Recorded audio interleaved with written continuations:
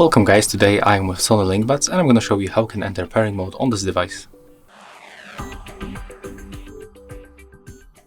Okay, so first of all we have to open the case by using this button at the front. So open it simply. And as you can see right now the indicator is on the green. It means that our battery level is fine. So we can simply move to the pairing mode. You have to rotate the case and find this button on the back.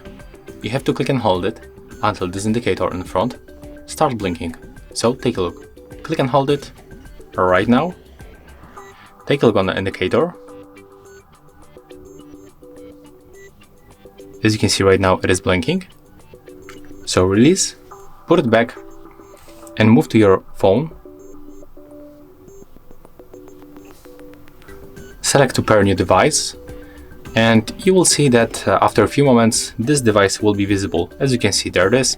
Right now we can simply pair it with our smartphone or any other device. And that's all for this video. If you find it helpful, remember to leave a like, comment and subscribe.